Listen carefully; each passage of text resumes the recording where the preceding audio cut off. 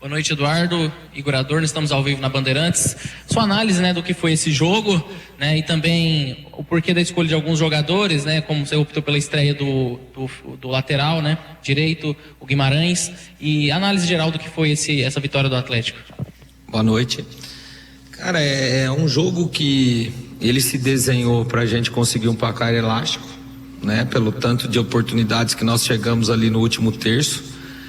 Mas infelizmente nós fizemos o gol cedo e não conseguimos fazer o segundo gol. E é o que eu sempre falo dentro do futebol: quando você não consegue aumentar o placar, o jogo fica perigoso até o final. E no final nós tivemos o Cuiabá teve a chance até de empatar o jogo. Então é uma lição que tem acontecido e nós temos conversado bastante, né? Nas duas últimas derrotas praticamente a mesma situação, onde nós saímos na frente, tivemos a possibilidade de aumentar o placar, claro que por situações distintas nos dois jogos, mas assim, é duro você analisar, porque às vezes fica fria o final do jogo, onde você acabou tomando uma bola na trave, então parece que você sofreu o jogo todo, mas a gente teve um domínio. Mas infelizmente a gente não tem feito essa abertura de placar, mas é trabalhar, né? É um grupo, primeiro tempo, o grupo nosso que vem jogando, entrando, ou depois algumas trocas de alguns jovens que também fazem parte desse processo da Copa Centro-Oeste. Então ter o entendimento que a gente precisa, a gente está fazendo o mais difícil, né? Que dentro do futebol, que é você sair na frente, mas a gente precisa matar o jogo para não ter esse sofrimento aí que nós estamos tendo nas últimas partidas. Boa noite, Eduardo, ao vivo na Band News FM, Feras do Esporte. Você falou um pouquinho sobre a criação e eu queria tocar num ponto específico, né, que foi muito falado na nossa transmissão, a finalização. A gente viu o Atlético chegando, mas ao invés de bater no gol, preferiu um passe de lado ou voltar para trás. O próprio Léo Jacó teve algumas oportunidades ali. Você acha que está faltando um pouco de confiança para esses jogadores na hora, no terço final ali, e especificamente em relação até ao próprio Léo Jacó? Como que você pretende trabalhar isso? O Jacó é um jovem, né? Então às vezes a gente vê que ele, pelos números deles, pelo primeiro semestre dele aqui como titular, que ele aparenta ser o jogador mais experiente, mas é um jovem que está num processo de amadurecimento, né? Eu acredito que principalmente quando entra na parte final do jogo ali, depois dos 25, 30 minutos, aí essa confiança ela tem faltado mesmo, porque aí você acaba não fazendo o gol e o jogo vai levando para um lado perigoso e aí você quer às vezes fazer um passo, como você falou, mas assim, nós que somos o comando, a comissão, nosso trabalho é dar essa confiança, é trabalhar você chegar no último terço, é você trabalhar as finalizações, mas a tomada de decisão ela é do atleta que está dentro do campo, né?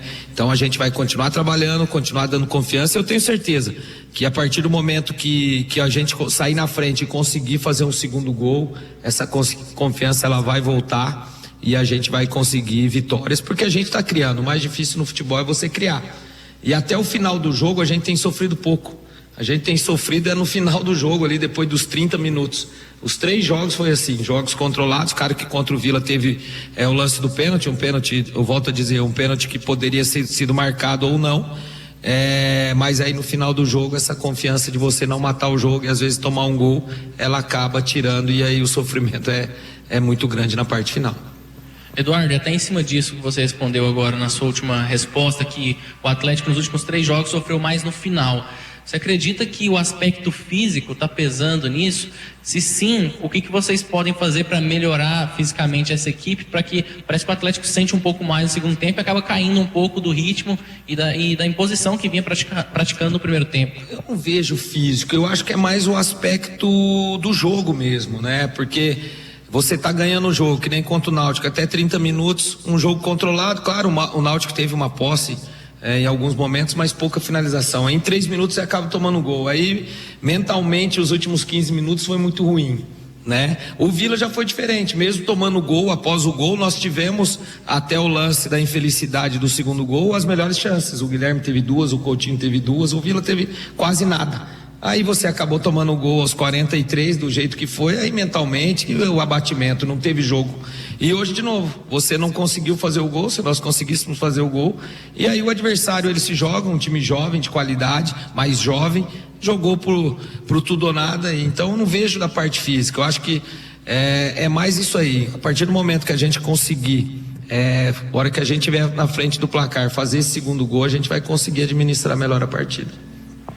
Agora você falou um pouquinho também sobre o jogo contra o Vila Nova.